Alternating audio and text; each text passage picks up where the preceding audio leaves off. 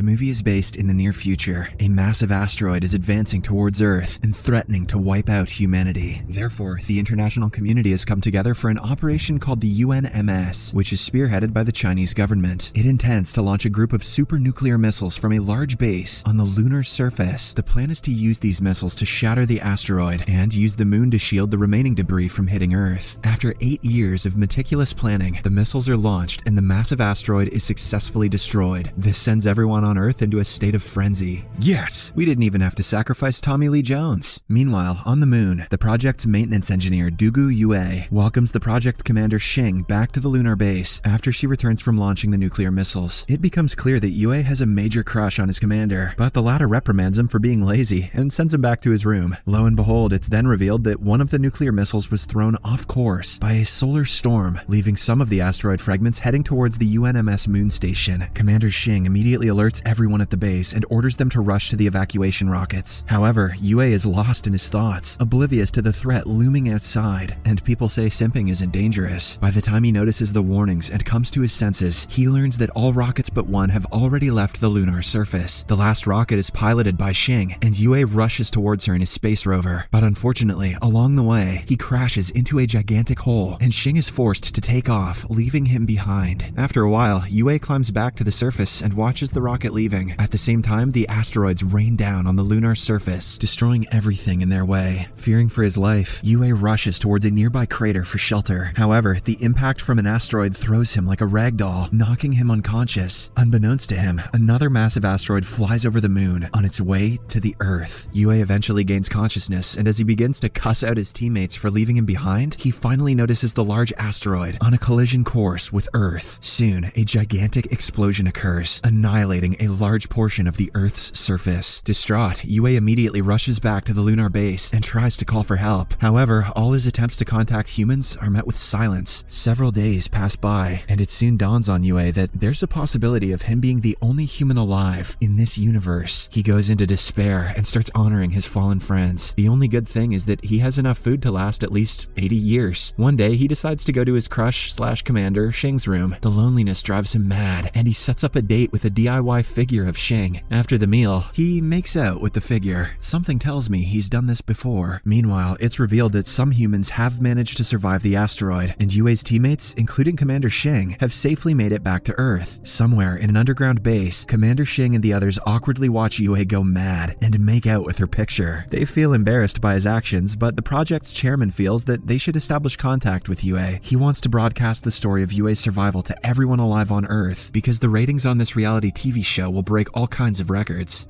So that they can get a glimmer of hope and combat the terrible living conditions that they're currently facing. However, the only problem is that the asteroid strike has destroyed the communication link between Yue and the base on Earth. Back at the lunar base, Yue notices a ripped food package on the floor. He is taken aback as he doesn't recall opening it. Maybe it was the fake woman that you keep making out with. Suddenly, Yue hears a noise coming from storage, and when he reaches there, he notices a curvy female's shadow. This makes Yue hopeful again, and he starts dreaming of repopulating the Earth. He even starts flirting with the shadow, which he thinks is of a woman. However, to his astonishment, Yue learns that it's a giant kangaroo named Kong, eating away the stored food. Yep, Yue's lost his shit. It turns out that the animal was brought to the lunar base for research purposes. Yue quickly picks up a shovel and tries to scare the animal away from the storeroom, but unfortunately, this only agitates the kangaroo and it beats the life out of him. Unable to beat it with physical force, Yue dresses up as a female kangaroo and tries to seduce Kong. The trick works for a while, but it soon backfires on Yue when the kangaroo gets excited and tries to have coitus with him. Surely Yue was expecting this and is quite excited. In the process, Kong knocks off Yue's costume, exposing him. This infuriates the kangaroo even more, and it kicks Yue across the room. As everyone on Earth watches in astonishment, a stubborn Yue pulls out his Gatling gun and indiscriminately fires at Kong with plastic balls. Kong appears to retreat, but after a while, it comes back and pounds Yue continuously. After hours of back and forth, the fight comes to an end when they both knock each other out on the ground. As Yue picks himself up off the ground, he notices that the communication device is receiving signals from Earth. This again lights a glimmer of hope in Yue that maybe humanity has survived. However, unbeknownst to him, it's revealed that the signal was caused by the kangaroo's tail. After regaining the will to return home, Yue emotionally tells Kong that they might have a chance to return home again. However, the kangaroo ruins the moment and punches him again. 200 days have passed by since the incident, and now Yue has learned to coexist with the kangaroo. He has also conjured up an escape plan to Earth. He wants to utilize the spacecraft left behind by mission Apollo 18 to launch himself to a nearby space station and use its escape pods to return back to Earth. One day, Yue sets out to retrieve the spacecraft with Kong. The two eventually manage to bring it back into the base, but Yue realizes that the rocket can only carry a weight of 20 pounds. The problem can only be solved if he can find a different propulsion system. Luckily, the prototype for a nuclear weapon is still on the moon, so Yue decides to go and retrieve it. After gearing up with the necessary essentials, Yue immediately ventures out with Kong to retrieve the nuclear rocket. He is aware that the journey may take weeks, as the research building housing the rocket is located on the other side of the moon. Back on Earth, Commander Xing and the others watch them anxiously, because Yue's vehicle is solely solar-powered, and the sun only shines on the moon's surface for 14 days per lunar cycle. This means that the car can only travel 6,500 kilometers, but the research building is situated 8,000 kilometers away from Yue's base. After the sun sets on the moon, Yue is going to be stranded in the middle of nowhere and freeze to death. Just when all hope seems to be lost, Xing and the others notice that Yue is actually headed in the opposite direction. It turns out he is planning to chase the sunlight, as the moon only rotates at 16 kilometers per hour. This gives Yue exactly 41 days to complete his mission, where he can only sleep for 4 hours a day. With the days passing by, he becomes very dreary and even starts hallucinating. Fortunately, Kong is there to motivate him to keep going, and there's no shot that he's going to hallucinate anything weirder than that. After a long and perilous journey, the two finally arrive at the research facility. Inside, Yue finds the nuclear warhead and carefully lowers it to the ground. However, the kangaroo starts playing with the control buttons, endangering the mission and sending Yue into panic mode. On his way back to the home base with the warhead, Yue locks Kong inside his trunk to stop him from jeopardizing the mission again. It's a long and rough journey, so Yue plays loud music to keep himself entertained. As a result, he doesn't notice when the trunk carrying the kangaroo separates from the vehicle. After traveling hundreds of kilometers, Yue finally realizes that Kong has been left behind because of his mistake. Now, Yue is faced with a difficult decision. If he goes back to get Kong, he will lose the sunlight, and the vehicle will stop working. But if he doesn't go, Kong will freeze to death. Either my imaginary kangaroo friend dies, or we both die.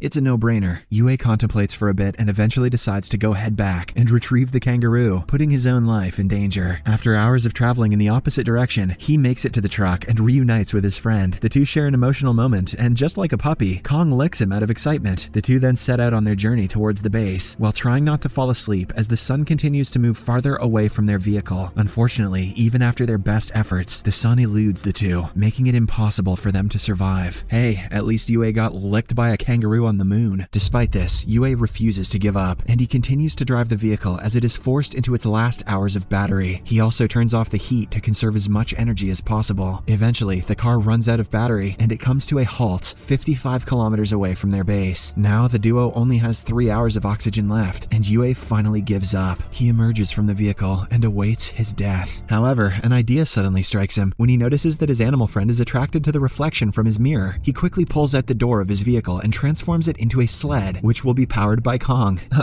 Oh sweet, I thought he was gonna murder Kong and live inside of his skin. Yue then flashes light beams in front of the kangaroo to make him chase them. The trick works, and he starts sliding across the moon's surface like Santa Claus. After a while, the two come across a giant pit, but Yue again refuses to give up and instructs Kong to jump over it. As they fly over the giant hole, he unleashes the gas tank on his back, which gives them enough thrust required to make it to the other side, and eventually to the base. Checkmate, Vin Diesel. Back on Earth, the project's chairman broadcasts Yue's journey to the remaining humans, and it gives them courage and hope for humanity's survival. It also earns him a crap ton of ad revenue on Twitch. On the moon, Yue eventually brings back the giant warhead and prepares for his return to Earth. Unbeknownst to him, it's revealed that a second asteroid is headed towards Earth. Later, Yue receives another signal and becomes hopeful that the surviving humans on Earth are trying to contact him. Unfortunately, his happiness soon turns into disappointment when he sees that it is actually coming because the kangaroo is messing with the wires. Hence, Yue again loses hope and decides to abort his mission. However, the people back on Earth refuse to let him give up and think of an idea to contact him. All of them gather at one particular place and collectively shine their flashlights towards the moon. Yue eventually notices the signal and is moved to tears, realizing that he is not the only human alive. Later, with reinvigorated motivation, he realigns the receivers and is finally able to contact the humans on Earth, including his crush, Commander Xing. In a private moment, Yue confesses to Xing that she was the sole reason for him to come on the UNMS mission. Xing is moved by his confession, and she apologizes for leaving him behind. behind. In the next scene, Yue, with the help of his teammates back on Earth, starts modifying the propulsion system of the rocket using the atomic weapon so it can take him back home. After completing the setup, Yue and Kong embark on their journey and safely enter the orbit, unaware that a second asteroid is heading directly for Earth. While the humans back home celebrate, Yue reaches the lunar space station. As he prepares to enter the escape pods, Commander Shing finally learns about the asteroid that is threatening to annihilate the planet Earth. The UNMS HQ then realizes that only Yue can save humanity, as he is in possession of the nuclear weapon on board the lunar space station. Left with no choice, Shing breaks the news to Yue,